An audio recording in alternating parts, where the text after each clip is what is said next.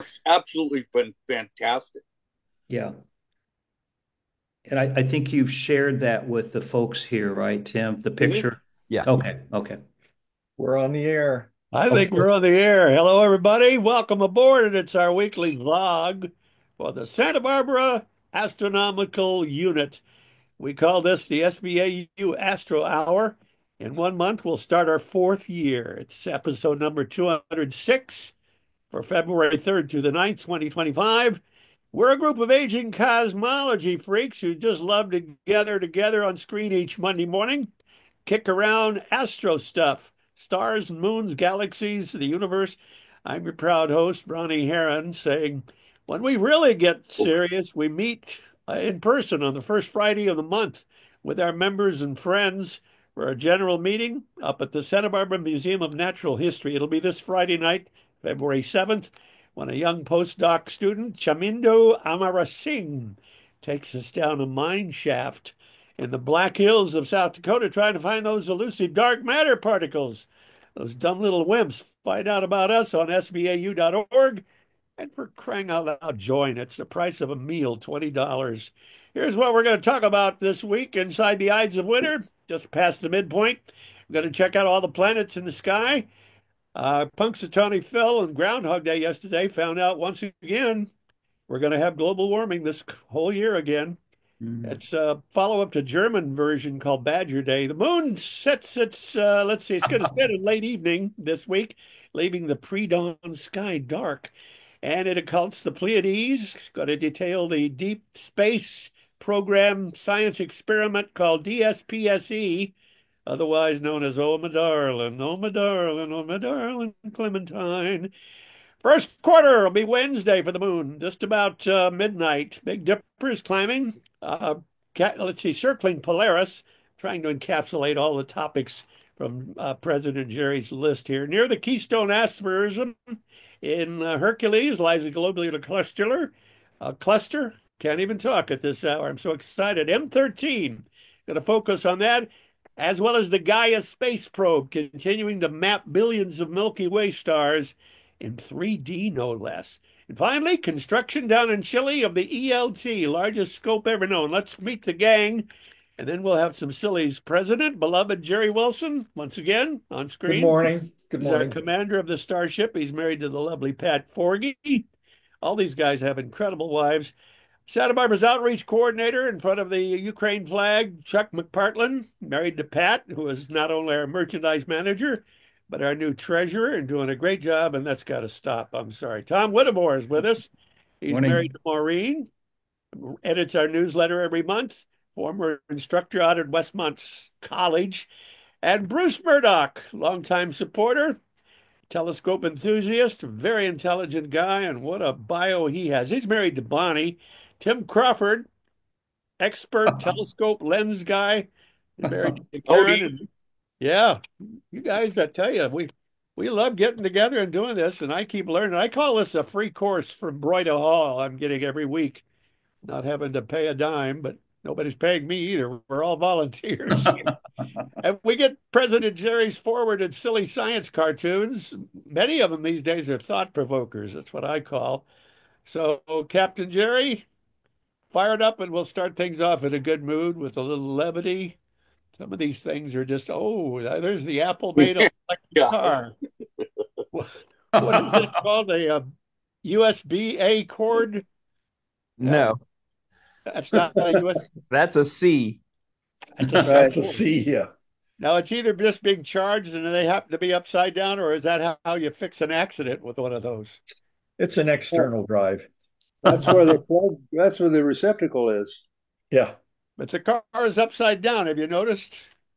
Yeah, Here it is. because Uh-oh. where do you plug in a lot of your apparatus? Like my watch, for example, it's got a Underneath. magnetic clicks on the back. The watch is upside down. You can't read it Well, Yeah. off get your this. wrist. We're so old, or I'm so old, I remember BC, before cell phones, before computers, before cable, might I add, before COVID. Dad jokes. I haven't seen this one. Dad says, I bought a vinyl record yesterday called Sounds Wasps Make. When I got home and played it, I said to myself, this doesn't sound anything like wasps. Then I realized I was playing the B B side. side. Yeah. Okay, that's for you pun fans. That's a Tom Whittemore. You're right. All right. Here are the conversing scopes. Telescope talking to a microscope. Telescope says, "You know, the universe is immense. We are so insignificant." And the telescope looking down says, "Wake up, sir. We are immense as well." And the telescope looks down and says, "Oh my God, wow. There is a span, isn't there? Speaking of telescopes, this is how I use mine. Lady's looking down. She says, yeah, she says she's on her way, but she hasn't even left the house. By the way, she's wearing a robe. Hope it doesn't fly open. New password. Good luck on this. Hydrogen bond as to covalent bond. Want to explain that, somebody? Yeah, covalent bond is much stronger than a hydrogen bond. Well, which one is the new one? It says new on both of them. No, if you try one, you put in a new password and it'll respond, this is weak. But if you put in this one, it says it's strong. I got to tell you, hydrogen bonds with everything, doesn't it? It's hydrogen peroxide I gargle with at night, and hydrogen sulfide is in farts. I understand. Oh, here's the sun talking to the moon, or talking to us about that silly little adolescent moon. He says, what's up with your moon? And the Earth says, oh, he's going through his waning crescent phase. And the moon, of course, half covered, says, it's not a phase, Mom, for crying out loud. Typical teenage stuff. I like this one. Yeah, the caption on this is Houston, we found something. What is it they found? It's not Russian. This is a Star Wars TIE fighter. Or no, not a TIE fighter. It's it's a TIE fighter. That's what that is. The Empire. Yeah, TIE fighter. Yeah, Ron. I didn't get it. Yeah. Yeah. Ron. Yeah. Oh, just to follow up on your comment about hydrogen, how, kind of sticks to everything. Yeah. The German word for hydrogen is Stickstoff. It means it sticks to stuff. Is that right? Is that true? Yeah, Stickstoff. Stickstoff. Yeah. Well, do they have one element that sticks more than anything? Carbon? Well, Oxygen? it's just the German word. It's like the German word for oxygen is Sauerstoff. Well, when plants release oxygen, is it always in twos? That's all we can breathe, isn't That's it? the molecule, the main molecule. Molecule, yeah. I know, but what do they just bond together as twos as a natural thing? Don't we ever get single atoms of oxygen? No, Well, it's very reactive, Ron. oxygen is very reactive. Isn't that ozone? No, that's O3. That's O3. Oh, it's O3. Well, that's our Okay. review of chemistry for the day. All right, President Jerry, take over here. The men. Okay, this was the last yesterday, Sunday, February 2, Groundhog Day. We passed the midpoint between the December solstice and the March equinox. And these things used to have names and were important. Especially in ancient Gaelic culture, the day was Imbolc, one of the traditional cross-quarter days between the solstices and equinox. The others were May Eve, Lammas, and Halloween. Although since those times, our calendar has shifted these dates a bit from the cross-quarter points. Groundhog Day, which we still recognize on the 2nd, is like the German weather predicting predecessor Badger Day was originally the cross-quarter day, but now Groundhog Day is considered to be fixed at February 2, thus avoiding the need for yearly adjustments. And also probably for medical bills for whoever holds up the animal. Oh, yes, that's right. Puxatawny Phil looked pretty calm this year. I think they doped him up. Yeah. And just to keep chasing German roots, Jerry. Yeah. Dachshund. Yeah. It's a badger dog. Because Yeah. Dachshund German is a badger. Yeah. And they were bred specifically to go down into small holes after the badger. That's exactly it. That's exactly it. And when I was a kid, about 5 years old, we got a dachshund. Yeah, And they're really that neat dachshund dogs. spotted a gopher hole in the backyard. Your lawn was gone, and you could not dissuade that dog from getting after it. My Weimaraner spent a good hour excavating a ground squirrel once. Did you Huge get hole. it? Used to We call them we weenie joke dogs. about the fact that the squirrels had packed their bags and gone out the back door and left the yard, and the dog is still digging. Yeah. Okay, we are going to. Oh, this is out of order. Oh, dang. Mhm.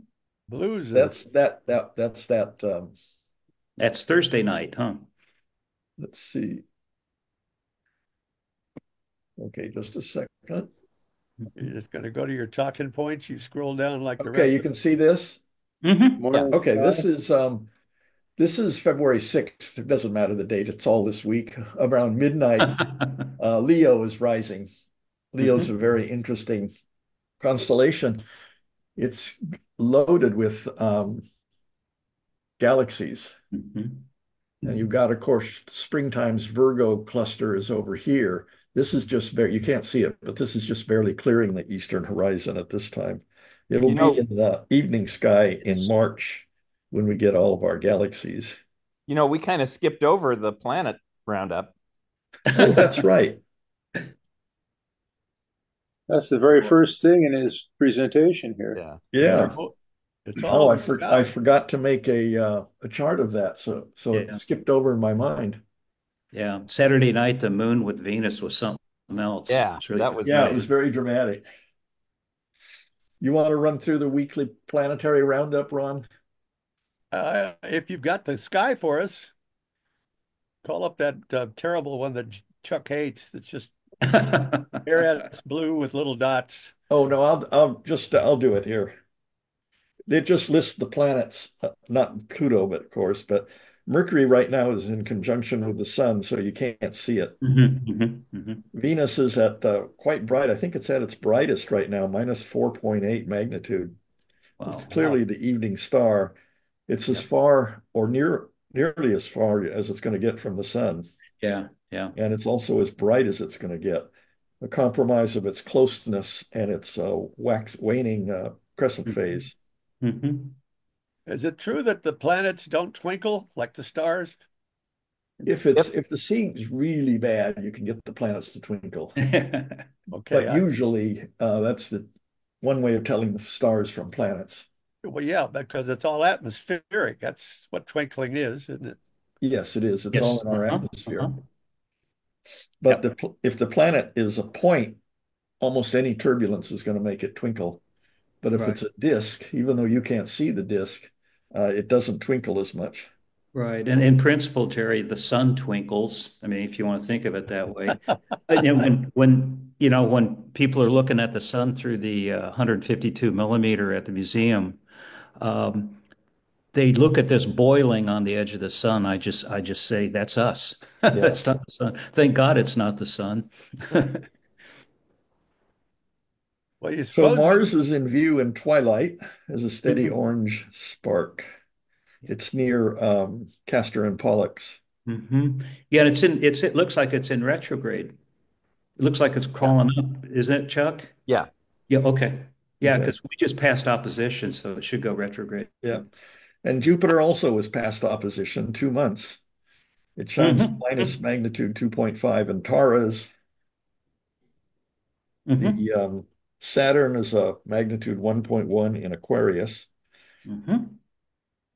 Uranus, magnitude 5.7, will require optical aid to see it and a good star chart to do a finder on it to count which star it is, because it will look like a star probably in a small telescope.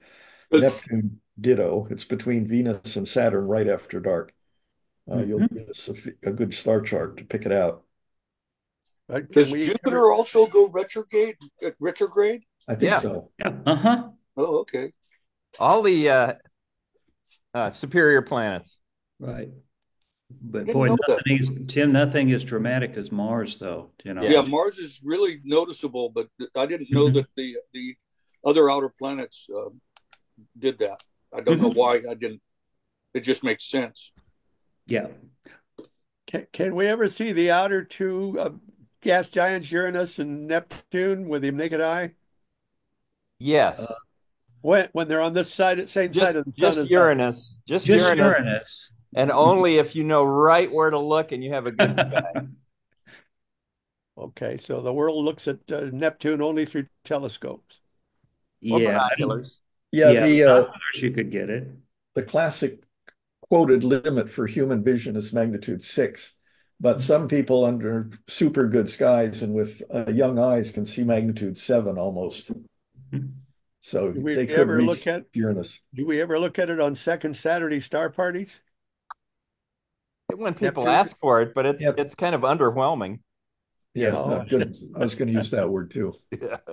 Can't even see the blue, huh? Okay. So back to It looks bluish or Leo. greenish. Mhm. Well, that's a lion, Okay. definitely there. So this one,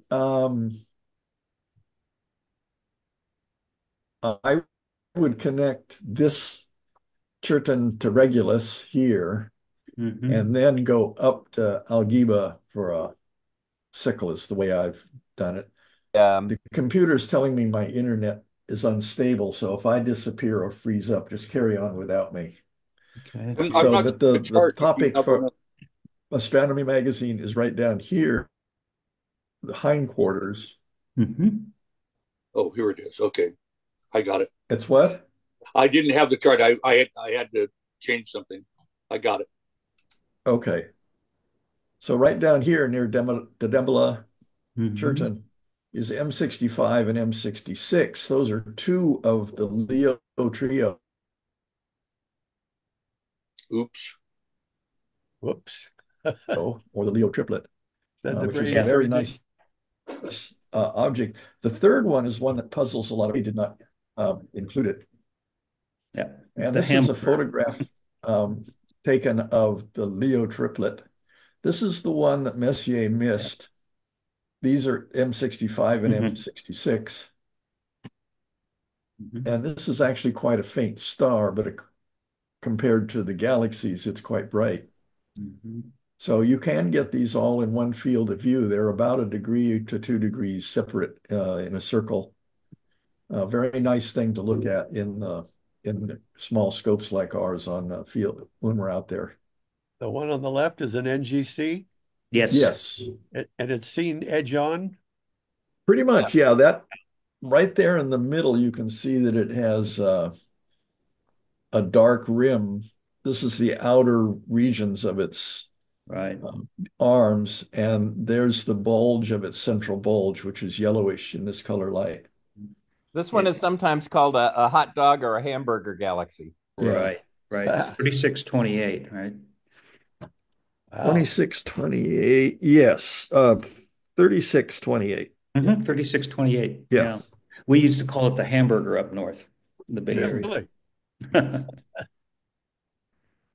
Well, our galaxy doesn't our galaxy, don't all galaxies have a big halo, but you can never see those, can you? A big globular ball around them. It's not They dark do. matter.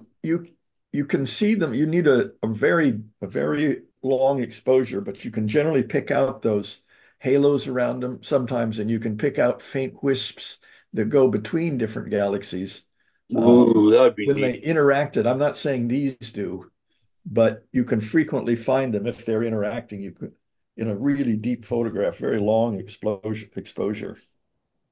Well, look at M65, I guess it is there. Mhm. No, 66, I guess, the lower one. Yeah. Lower right, that one really has a haze around it. Mhm. Really? So if you just left the camera on forever, you'd get incredible views after a while, wouldn't you? You get a big white blob. There is a limit to stacking things. It's called diminishing returns. You always gain something by stacking because the signal goes up faster than the noise does. So you always gain a teeny little bit. But after about 25 exposures, you're really down to where I lose patience. To my eye, it makes no visible difference in my photos. Mm. The signal noise ratio goes down as the square root of the number of stacks because noise adds RSS, root sum squared, and the signal adds linearly. Now, we're going to switch over and do a little bit about the moon. The moon is of course in the evening sky now it's a very nice crescent smiling up there like a Cheshire cat. But a little introduction to the Clementine spacecraft, a very little known mission in the early 90s. It was between the Ballistic Missile Defense Organization and NASA. And it is the first, it was a mapping mission to the moon. And it was the first one to get a signal that suspected that there was and make the claim that there was water at the south pole of the moon, which was later verified by other probes. So it was a multispectral imager in the visible, ultraviolet, infrared. It did laser ranging altimetry, try and get the lay of the land, so to speak, the altitudes, gravimetric measurements, which were the gravity field of the moon. I think last time or before we showed the geode diagram for the Earth, which showed its variation. It looked like a soccer ball that didn't recover from getting kicked. And the moon has a similar variation of gravity around it too, because it's got large mascons underneath the large mare. And then it did charged particle measurements. So, but they did the entire lunar surface, and they were planning to go out to the Geographos, a satellite or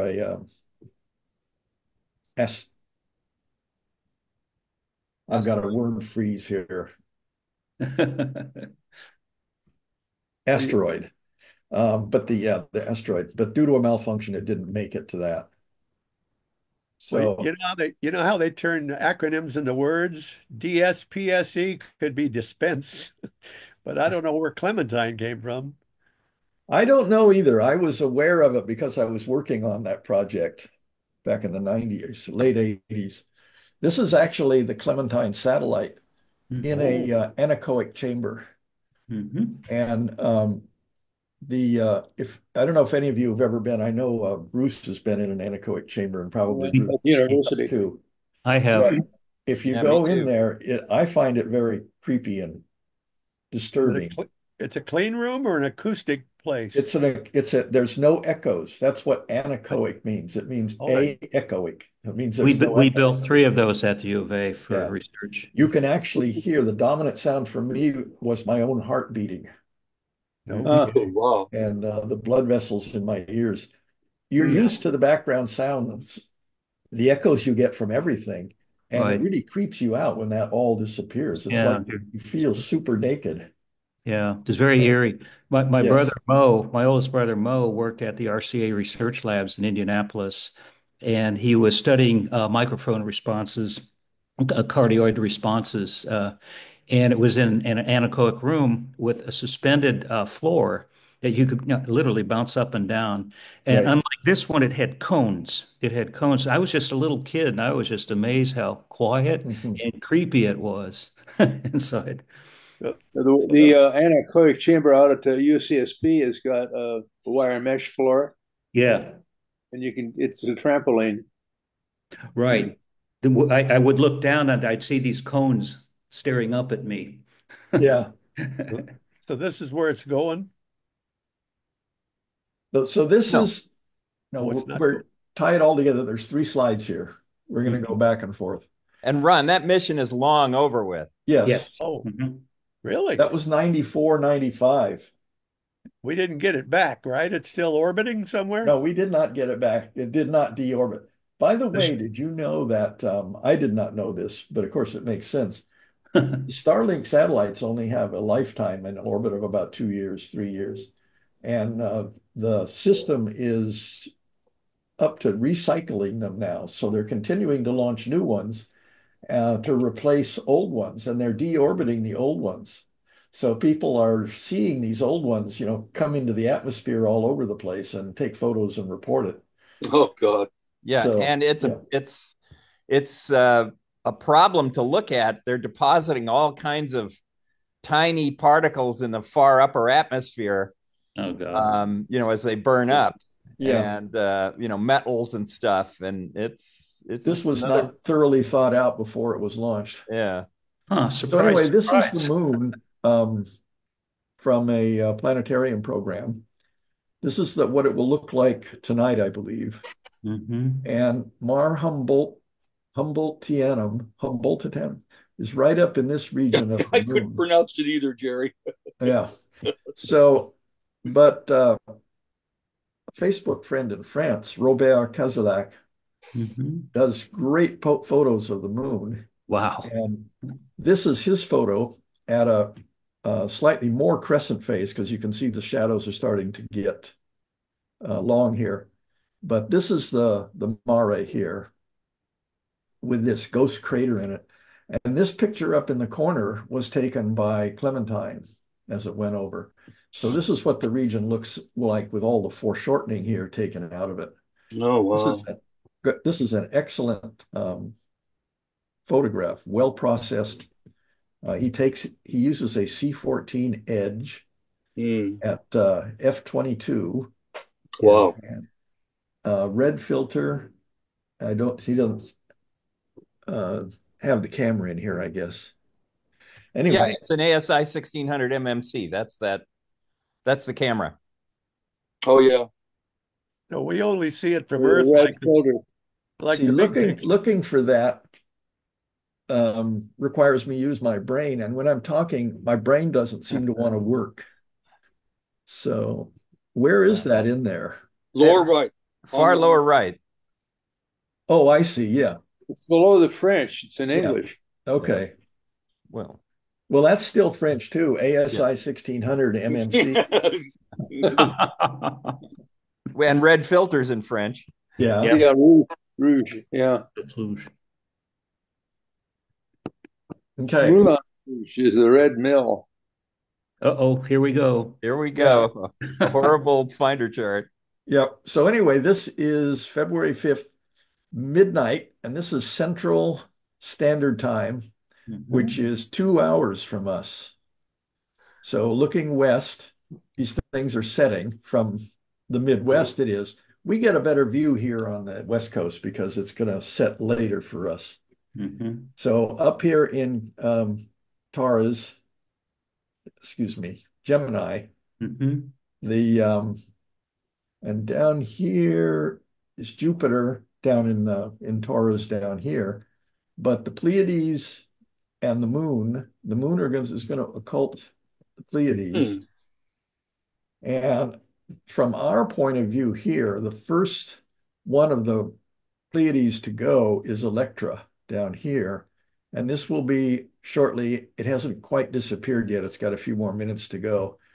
But now with the properly calibrated planetarium software from the Sky 6, we can see that this is just about to take over Electra at about 15, 20 minutes after 12 a.m., February 6th, which is today's the 3rd. It'll be Thursday night. Yeah, Thursday early morning. Yeah. Yeah. Some ancient culture in the Pleiades named a star Electra? I don't know who named these. That'd be interesting to see. Well, these were the Pleiades, the daughters of whoever, Neptune. Yeah, the names were the names already existed, but which one they were assigned to. Because the base word Electra comes up a lot in science. Well, it sounds really electric. Yeah. Anyway, the next one to go, glancing off to the side, is Selena or Seleno. Correct me at any time if I get the spelling wrong.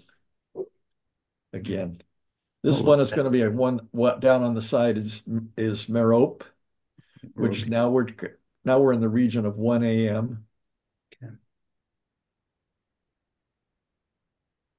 And then Alcyone, around 1:20 to 1:30, it disappears. Well, they really move fast through there. Is that Ali's braid coming off Alcyone? Yes. Alcyone? Mean this? Yeah. Yeah.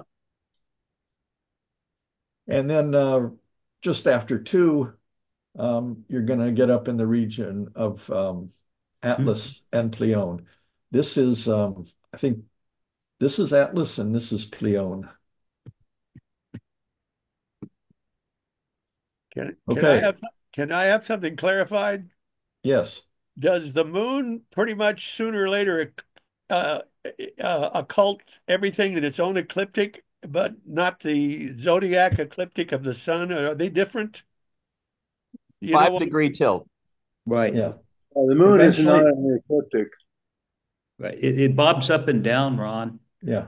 It I bobs up and down understand. about 5.2 degrees I off the understand that, but it'll never occult Polaris or something. No, No, never.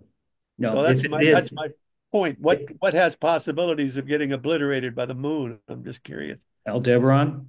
Yeah, okay. Regulus, Mhm. And all the planets.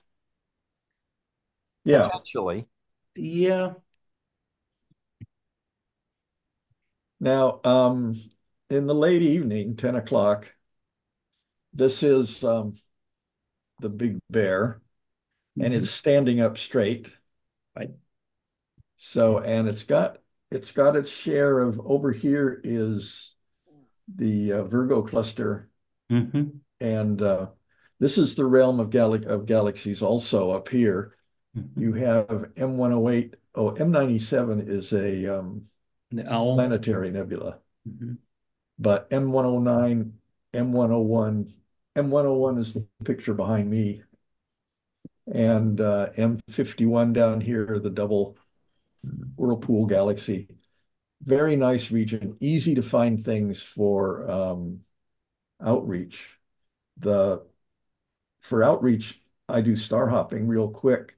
You go down the tail here to Alkaid, and then you make a right angle from Alkaid. You go out here about half this length, and that's M51. Mhm. And between Alcor and Alkaid, you make a right angle triangle in your mind, and that's how you get to M101, which is a little fainter. But there's a lot of 81 easy and things to 82. find and to get to. 81 and 82 are big because they're bright. Yeah, Mhm. right up here. They're double galaxies, and you get to those by going a diagonal between these two stars and about equal distance up there. Yep, that's it. Mhm. And they'll be a little higher. In a Yes. darker sky, Joe Doyle told me that there's an arc of stars there. You can't see it in this planetarium software, but it has to be a little bit darker to see this arc of stars, and then you go and follow it down to the last star, and that's where 81, 82 are. It kind of works. A little bit difficult for me to find those, but I use the hop that you said, Jerry. I use that. Yeah. Now, the point that Astronomy Magazine was making for this week's talking points, is Mizor and Alcor, which, as you know, was a eye test in ancient times to split those. They're a naked eye double. You can see, if you have good eyes and a steady night, you can see that they're two distinct stars. Mhm. And In those, Jerry, you were talking about two different cultures in the talking point that they used for the star test, and I'd be interested in hearing that one more time. What are these two? Mizar and Alcor. Yeah, Mizor and Alcor. yeah, this is Mizor and Alcor. Mizor is the upper center and Alcor is lower right. Well, since they're doing the maps in 3D these days, would that brighter one in the upper right be closer to us than the one in the distance below it? No, not necessarily. Not necessarily. It's all brightness. Got it. How big they are. And each one is a double, but actually Mizar is a quadruple there. Yeah. Yeah. 6 stars. Wow. So it's actually the pair forms a sextuple system. But we can't see three stars. It's all one big blob. No, you can see two stars Oh, you can? easily You see with two. naked You eye. see Mizar and Alcor, but Mizar is a quadruple and Alcor is a double. That's what I mean. Can you see them individually apart in those No. trinaries? Telescope. Well, Mizar you can split into a double. Yeah, Really? Mhm. with a Yeah. telescope. just Mizar, but you really need a big scope to do any more. Yeah, Well, it's then spectroscopic binary. if Each one of the pair. if But you that could was the first binary star discovered, where they knew they were gravitationally bound. Really? Yeah. so Oh, I that didn't know that. Okay. So Wikipedia says that the ancient Persians and Bedouins used Mizor and Alcor as a test of vision. Mm-hmm. really Mizor derives from the Arabic word meaning apron, wrapper, covering, cover, and Alcor was originally from the Arabic meaning the forgotten or the neglected. Mm-hmm. Oh, that's neat. See, and I've heard that Mizar meant the puzzle or the test, and Alcor meant the answer, You could be right. Oh, depending on which tribe you're talking to. Yes. yeah. There's so many things about both of those. It's really neat, and the way it it's kind of neat. That's a neat area of the sky. Now in the early morning, 3:30, Mm-hmm. rising in the east Oh are boy. some of the nice constellations you see in late summer in the evening and the fall. And that is Hercules here. And this trapezoidal shape here is called the keystone. It's an easy thing to find. And 1/3 of the way from here to there on this line is a globular cluster M13. By the way, these red things over here are asteroids. And One other thing, Jerry, on the star hopping, is that I always get confused which side of the trapezoid of the keystone to look for M13, and it's the side away from Vega. right, The leading edge. You're right. Mm-hmm. these two constellations, Hercules and Lyra, are close together in the sky, and this is by far the easiest star in this area to find. And so Yeah. then once you find, as one of you just pointed out, you can go to the keystone, and on the other side is the line that's 1/3 down weight. You find M13. And M92 ain't half bad either. No, that's great. Oh yeah, there's a lot of good stuff up there. Yeah, there sure is. This is absolutely the best picture of M13 and the two galaxies that are hidden in M13. And this picture was taken by Paul Wynne. Oh, Oh, really? wow. So these are visual tests with your telescope. I remember a star party where Steve O'Meara was saying, "Does anyone see the galaxy near M13?" And we all were looking and we go, "Yeah, I see it." And he says, "No, I mean the other one." And we're all going, "What other one?" It's really tough. Yeah, 6207 is not hard. That bright one. right. And That one is really tough. this is this picture. This is the only picture I found online where this galaxy shows up in the picture. Hmm. So Paul was an excellent photographer and a very excellent. wait a minute, Jerry. Are we looking at a galaxy or a star cluster? This Oh, is the star. Both. Yeah, this is the star Both? cluster. All three. Where's the galaxy? This is the star cluster. This is the galaxy right there, Really? the tough one. And this is the easy one near M13. Yeah. The easy one, Ron, is 6207. And I've seen the other one in my 18. Yeah, Okay. it takes a bigger scope. We were Yeah. looking in 12-inch scopes on the side of Mauna Kea. They have a dorm up there at 9,000 feet where the astronomers sleep. And we had a star party there one night. Mm-hmm. Yeah, they have a whole lot of 12-inch scopes up there What's at that? that facility. And 14s.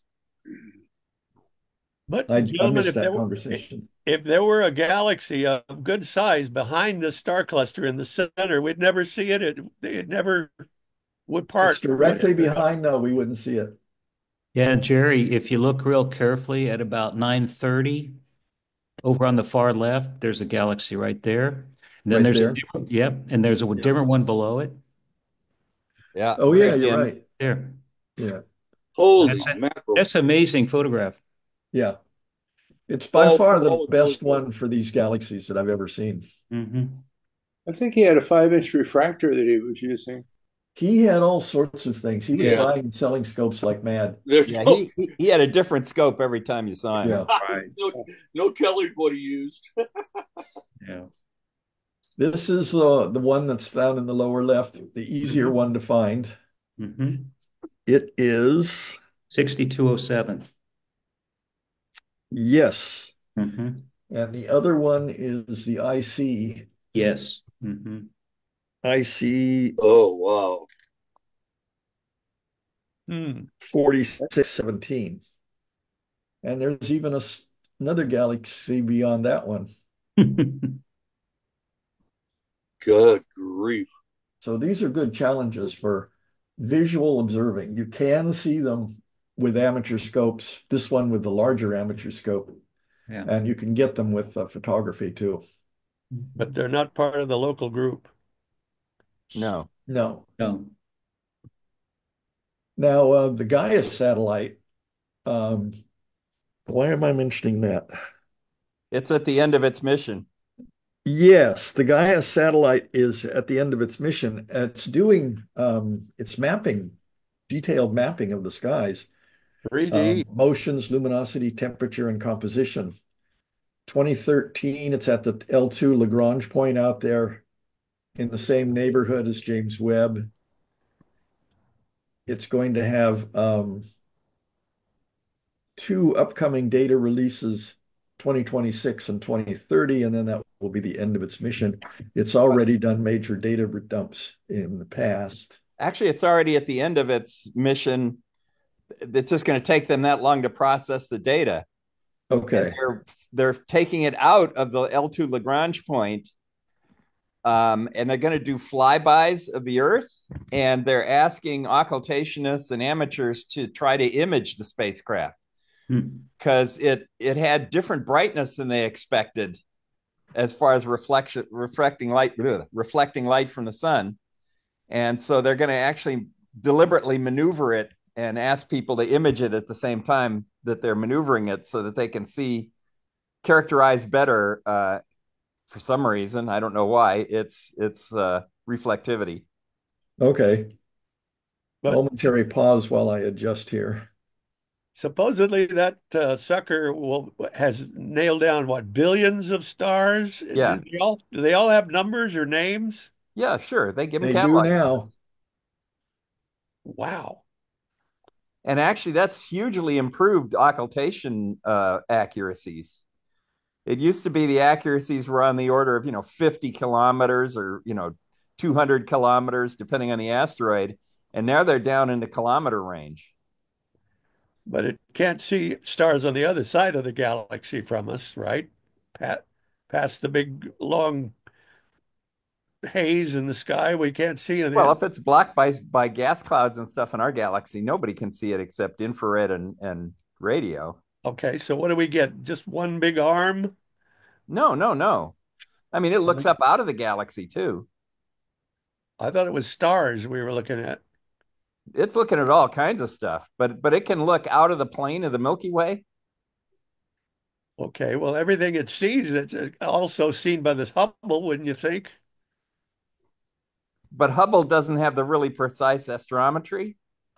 Oh, I mean, they visit these stars multiple times too. They're measuring proper motion, which Hubble doesn't do. Can you see this? Yeah. Yes. Hmm. Okay, this is taken from Mount Lemmon.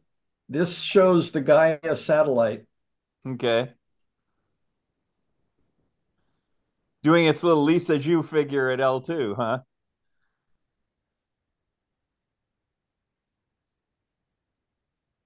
This was a movie or a video taken by Adam Block. Hmm. Now, Boy, that was tough to see that. yeah. the 3D effect is only seeable by moving into it. It's like one of those scenes from Star Wars where you're going by stars Mm. multiple times the speed of light. You can tell which ones are closer, and I saw Called something like parallax. that. Huh? Okay. Yeah. Okay. And Gaia can do really fine, pardon me, fine measurement of the parallax. Yeah. So this is a still from that video showing Gaia right there. And this is a rundown of the Gaia mission. Oh, is this sharing coming through? Yep. Yep. Okay, Yeah. good. This was an ESA launch, European. Yep. European Space Agency, yeah. From July 2014 to January 2025. Wow. Made more than 3 trillion observations of 2 billion stars and other objects, which, of course, I brag about revolutionizing. When you do science, you always have to claim that you are doing something new, never done before, doing it better, or revolutionizing. So they want the customer wants revolutions, not evolutions, is their favorite phrase. NASA also claims they want better, faster, cheaper, and everyone in the audience is thinking, or any two of the above, Yeah. because you can't get all three. Pick any two. Yeah. But this certainly didn't receive the publicity of the web. No. It's not taking pretty images. Well, hell, it's doing a lot, though. Billions of stars. Yeah. Well, It's they what- have a synthetic picture they made of the galaxy, and it's all just from positions. It's Yeah. not actual images, but it looks like somebody is taking a photograph of the galaxy. Yeah. Is We it done showed with that a about 2 or 3 weeks ago, I think. Yeah. Shows the edges of the galaxy are The potato tilted. chip. Yeah. Yeah. Potato chip. Good. Yeah. It's a Pringles galaxy. Do you suppose it has a fisheye lens? No. Takes it in large. No. Doesn't. Okay.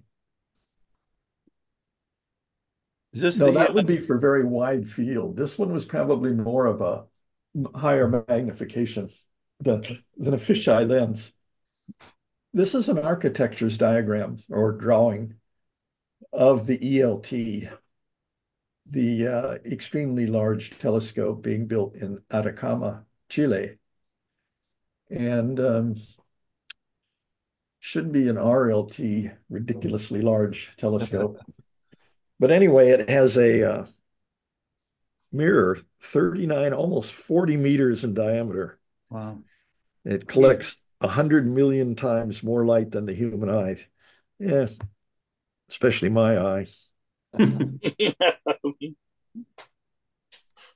Well, I've always heard that the problem is the weight of something that big, keeping Yeah, their the mechanic, yeah. keeping the concave, Well, Well, that's why that's they why do they have segmented micro mirrors. adjustments. You know, the mirror is not one piece of glass. It's a whole bunch of little hexagonal patches that mate together, and they have micro adjusters on the back side, so they can always keep them as a parabola. Yeah. As a Well, matter of Well, fact, it's 798 hexagonal segments. Each Okay. segment is about 1.4 meters wide and Holy 50 cow. millimeters thick, about 2 inches thick. Oh, yeah, Whereas you want your them web thin has- so that they thermally equilibrate quickly. Yeah. Well, they can also wiggle them, change their shape slightly. Being Yeah, I Yeah. don't know if They can they're tilt- doing adaptive optics on something that size, but they can at least do the precision parabola. Yeah, well, they don't. I'm not talking about warping the surface of the Yeah. individual hexagon, but they can move it in three dimensions, so that all the hexagons focus at the same point. Right. Yeah. Keep the shape. Yeah. So the scientific mission for the ELT is primarily to study exoplanets and their atmospheres. oh, wow. Investigate also the first galaxies in the universe, to look at supermassive black holes, and try to get an angle on dark matter. Yeah. They got a big pair of sunglasses for It's it. also looking for water and organic molecules in protoplanetary disks around other stars. Is this monstrous observatory up on the same mountaintops as the others that are already down there? I think it's got its own mountaintop. Oh, Wow. And this is the state of construction currently. Whoa. So they claim it's about 50% done. Oh, wow. That is something. I guess that's all thermal insulation that's up above. That's what it looks like to me. Yeah, it looks like fabric or padded things. Hmm. But that's kind of strange because, well, I guess not. It has, like in the past one, the last one, it has doors that close. And when I took a VIP tour of the big telescopes on Mauna Kea, we all had to wear, we were warned in advance to bring ski clothes, warm parkas, gloves, warm hats, because they keep the inside they refrigerate the inside of the dome during the daylight so that it's at the temperature they think it's going to be, the coldest it's going to be during the night. So they don't have to wait for it to cool down. So when you go in there to look at things, it is like walking into an ice box. Jerry, are they powering that with diesel generators or? I don't know what you mean. It's electric. To run The an power air source to run everything. I don't know where they get the electricity from. Yeah. They might have a lot of Tesla walls. They might have diesel generators. I just don't know. Good question. Yeah. I'll look for it. Okay. well, it's not like they sit behind a lens these days. They're in another room with a computer, aren't they? They're in another Yeah, country with a room. computer. No, this is the way it works. The astronomers are down near sea level in a palatial dormitory. Graduate students are up here running around with wrenches, making sure everything works. Wow. Yeah, Uh, this is going to be very dramatic. since you described the weight problem to me a while ago, what's the covering? What element or layer? On the web, it's gold, isn't it? That does the Oh, reflecting. covering it? I think this will Yes. probably be aluminum or in some cases they're going back to silver. Is gold about the best? Gold The is for most- infrared, Ron. Right. Oh, That's why really? it's yellow color to our eyes. Ah, okay. So this is an optical scope we're looking at here. Yeah, This it is an doesn't optical reflect the optical wavelengths very well. and near IR. So I don't Well, think it's going to be gold. well, obviously it'll It have has that. 2,000. It has. Let me just say this. It's got 2,394 position actuators. Continually adjust the mirror's surface to counteract the effects of wind, gravity, temperature changes, and vibration. So I guess it has to work very hard to maintain the optical figure it wants, as Bruce pointed out earlier. Edge Yeah, sensors something that measure the size is segments. like a wind sail. Yeah. And all So these they also have edge sensors to coordinate between the different segments. They're going and I to, assume can I assume all these large observatories have that compensatory software that takes care of the flutter in the sky, you the mean adaptive optics? Yeah. adaptive That's a optics? different mirror that they wiggle around. It's Yeah, a I small don't, I mirror. don't believe this is going to do that. They usually do it with less massive components. So if they want to do adaptive optics, they tend to do it with what's referred to as a rubber secondary. So they Right. just, They will have a system like that there. yeah, they could. It's a computer that takes all the jiggle and sort of averages it out and gives you. It doesn't average it out. It It deconvolutes it. works. It corrects the image for the distortion in real time. It's hard for So me Yeah, to the rubber understand. mirror typically has 1,024 or more individual little actuators on it, piezoelectric, and they are 1,000 times a second. They're changing the shape of that right. to undo the wiggles of whatever they're looking at. You can measure the waveform of the light coming in, Ron, and so you can tell what the distortion is, and then you can quickly command the mirror to wipe those out. Mhm. But Now That's why where would they they send a sodium beam, laser beam up into the night sky to make an artificial star, and they use that star to adjust their optics, and it's out of the plane of view, out of the field of view of what they're looking at. But if we were looking through high wispy water clouds, I could understand. But atmosphere is totally invisible. Why would wind? No, Ron, that's what causes stars to twinkle, is the air moving. It's got packets at different density that go by. Yeah, they're typically like 10 centimeters in diameter. And that And they're affects all different, slightly different temperatures, not The laser they use to make the artificial star that is the reference, it activates a certain molecule in the stratosphere. I think it's sodium. It's sodium. sodium. Right. Yeah, so it's not that clear to that one wavelength. And that's what the sensor sees. And it's a perfect star up there, except that when we get the signal back, it's distorted. So they know what they started with, and so they can measure the distortion. And then they send it over to the main telescope and say, bend this way.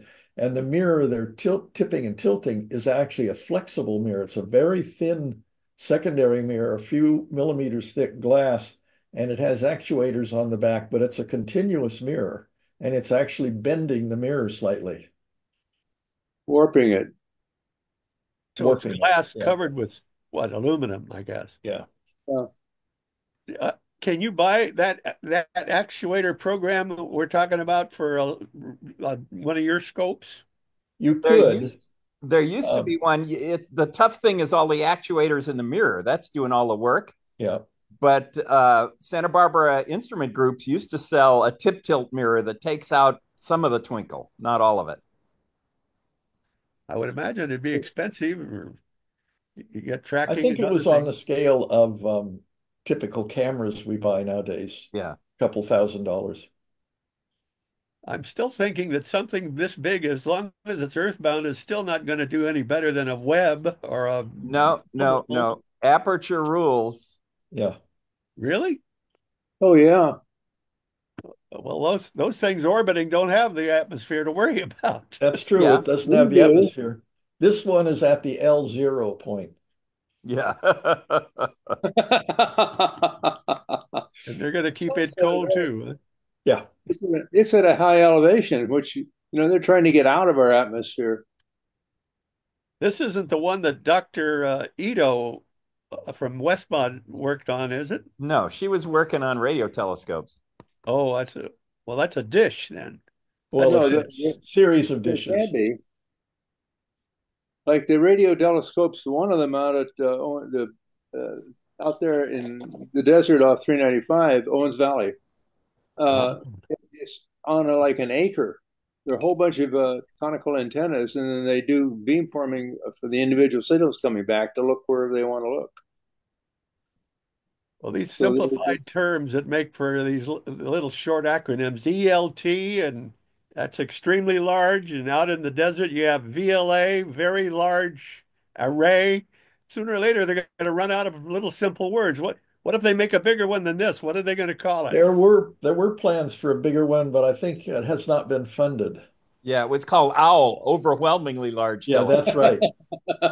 Or monstrous. It was going to be 100 meters across in diameter. Wow. That's 300 Well, feet.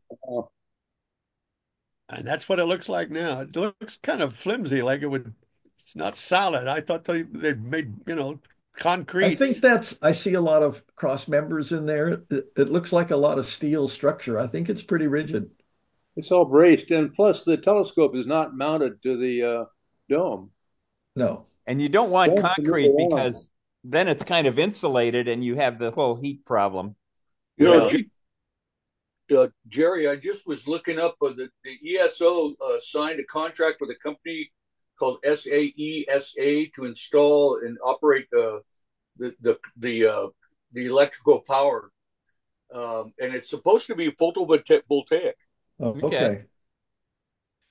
So Wonder it how is many- going to use That makes Tesla sense walls. because, diesels put particulates into the atmosphere, like it or not. Yeah, that's right. It almost looks like they could cover the dome with photovoltaics here from the picture. That would be really smart.